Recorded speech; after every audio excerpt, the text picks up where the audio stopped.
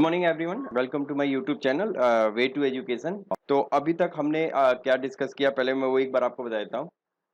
अभी तक हमने we have already discuss the three phase induction motor.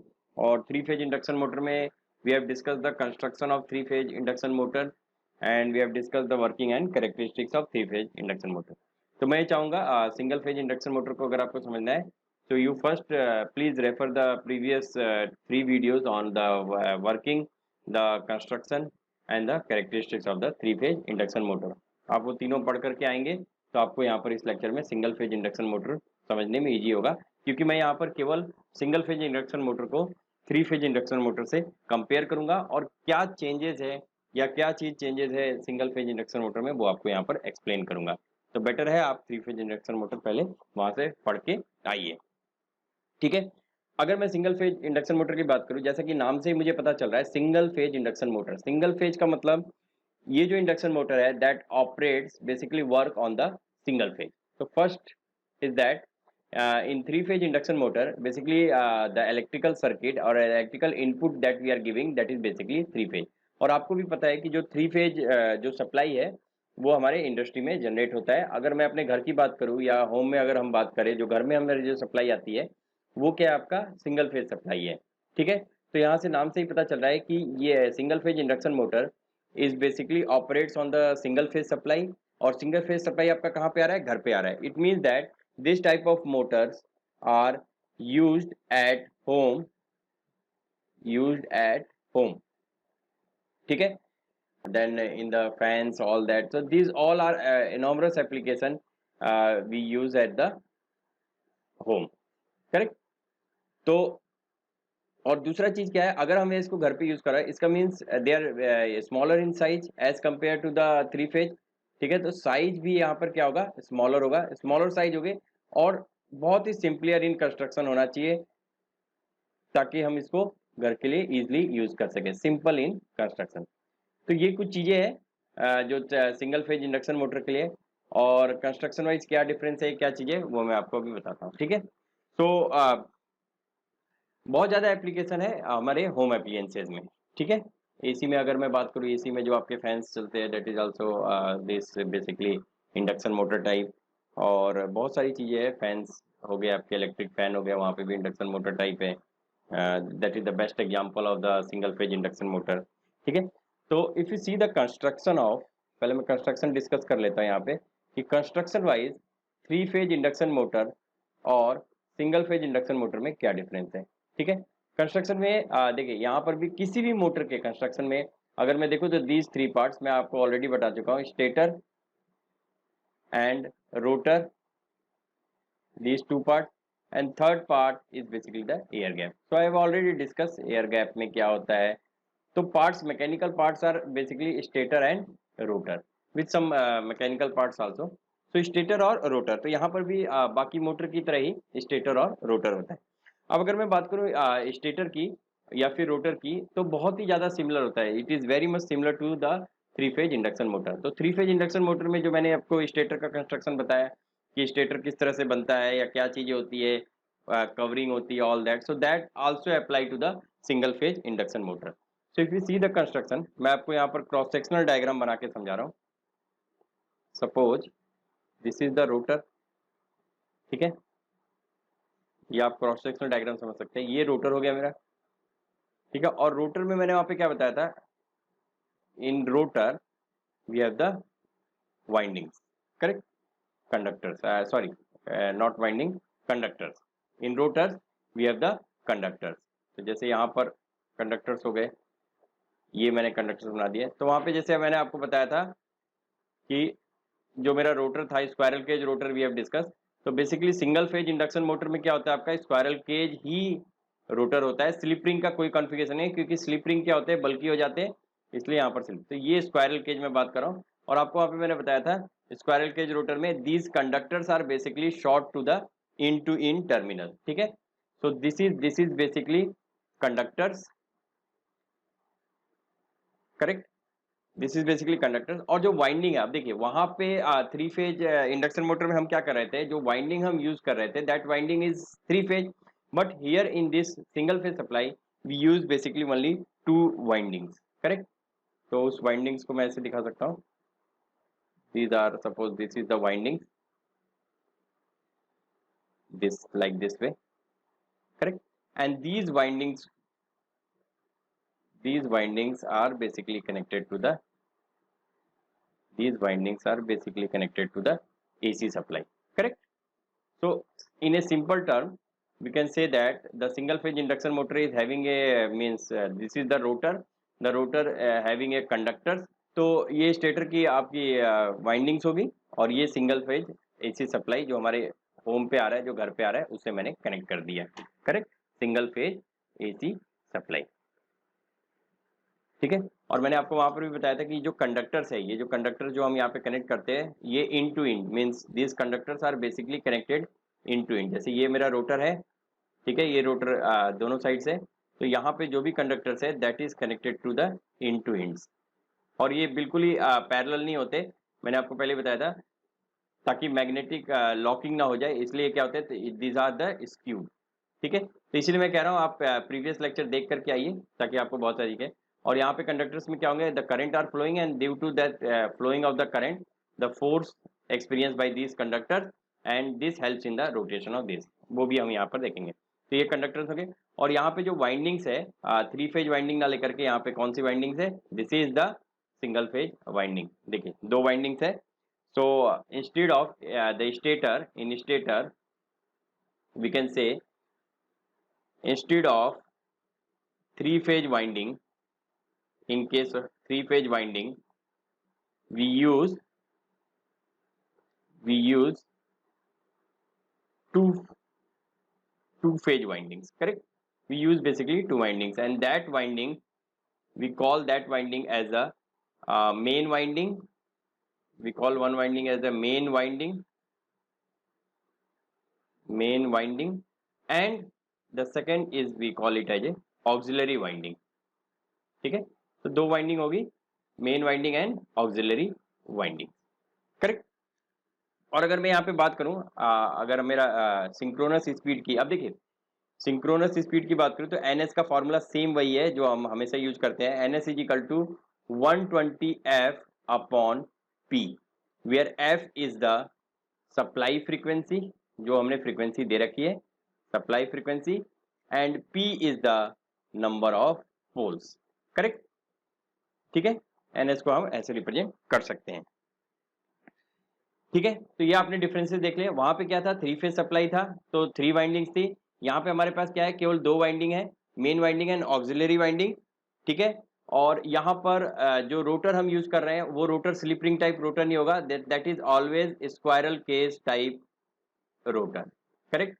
क्योंकि देखिए घर के लिए यूज कर रहे हैं for home appliances, size and simplier in construction, ये सारी चीजें होनी चाहिए।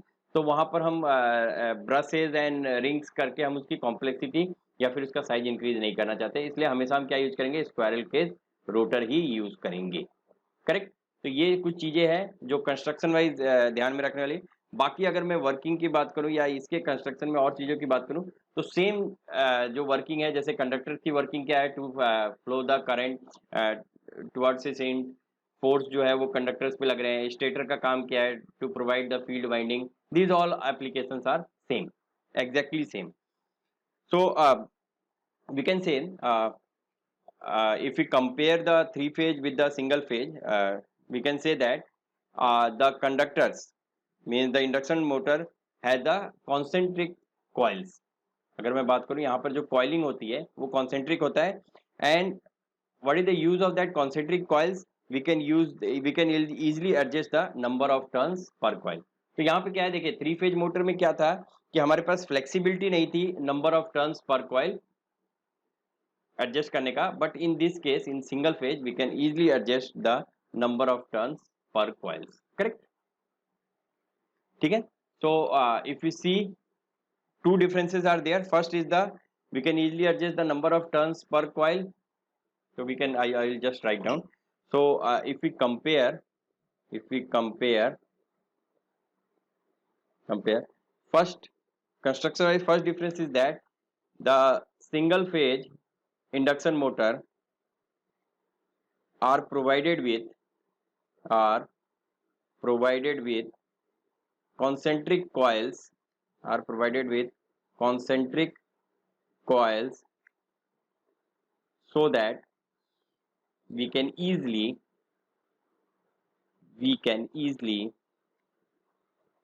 adjust the number of turns per coil. Correct? We can easily adjust the number of coils, the number of turns per coil. ठीक है? So that is one thing. Second thing, we use two phase windings as compared to two phase winding is main and two windings, main and auxiliary winding, as compared to three phase winding, windings in three phase induction motor. So this is the some comparison regarding the construction wise, or we can say difference. बाकी सारा चीज same है. अगर आप उस lecture को भी study करते हैं और अगर आपको कंस्ट्रक्शन लिखने को आता है तो आप वहाँ के स्टेटर, रोटर, वो सारी चीजें जो मैंने पढ़ाई है वो सारी चीजें पढ़ सकते हैं. ये तो हो गया स्टेटर में. अगर मैं रोटर में देखूं क्या डिफरेंस है, तो वहां पे मैंने आपको बताया था थ्री फेज इंडक्शन मोटर में कि रोटर जो है वो दो टाइप्स के हो सकते हैं. ठीक है? एक स्क्वायरल केज मैंने आपको बताया था, स्क्वायरल केज टाइप का हम ले सकते हैं, और एक स्लिप रिंग टाइप का. अब यहाँ पे क्या है कि सिंस हम इसको घर पे यूज कर रहे हैं और कंस्ट्रक्शन वाइज हम बहुत ज्यादा उसको एलिब्रेट नहीं करना चाहते, बहुत ज्यादा साइज में बिग नहीं करना चाहते, कॉम्प्लेक्सिटी इंक्रीज नहीं कर सकते हैं, और तो इसलिए हम क्या करते हैं यहाँ पर केवल स्क्वायरल केज रोटर यूज करते हैं. We are not going to use the slip ring type rotor. ठीक है? तो ये चीज है. अगर मैं परफॉर्मेंस वाइज बात करूं, the efficiency of these motor, if we compare the performance on the performance parameter as compared to the three phase, तो मैं क्या कह सकता हूँ? First thing is that the advantage is that it is smaller in size. बहुत छोटे होते हैं. अगर मैं बात करूँ आपके जैसे कूलिंग के लिए जो स्मॉलर प्लेस है वहां पर भी हम बहुत ही छोटे छोटे इंडक्शन मोटर लगा सकते हैं. करेक्ट? ठीक है? तो smaller in size, low power rating. अब वो क्या था, थ्री फेज इंडक्शन मोटर क्या था आपका, इंडस्ट्री में यूज हो रहा था, उसकी जो पावर रेटिंग थी वो बहुत ज्यादा थी. यहाँ पे हम क्या है, लो पावर रेटिंग में यूज कर सकते हैं. जैसे half means it may be around 60 to 70 watt, 100 watt, this type of induction motor we can easily use. तो लो पावर रेटिंग का भी है, रेंज भी है, हायर तक भी जाते हैं, but half horse power, 1 horse power like that we can use at the home. ठीक है? And if we compare, suppose that for same size, if we take single phase induction motor and three phase induction motor, then this single phase induction motor will generate only 50% power,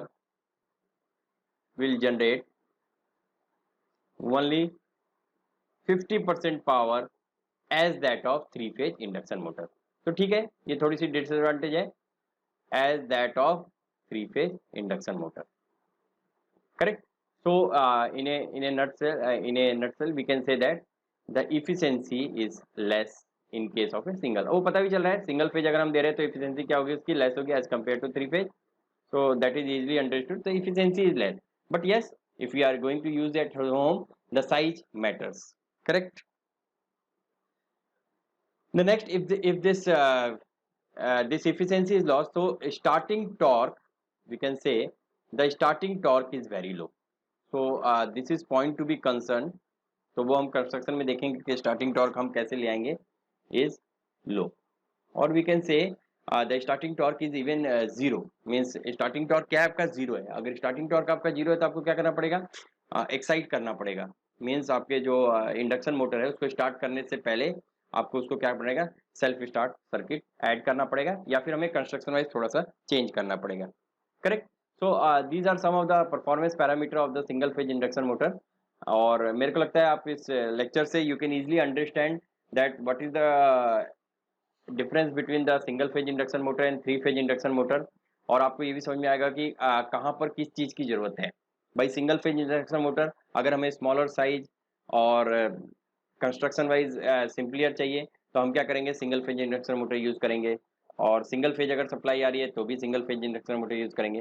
but in case of a industry जहाँ पे heavy loads और बहुत ही ज़्यादा मतलब power output चाहिए, torque चाहिए, तो वहाँ पे हम क्या करते हैं, three phase induction motor use करते हैं.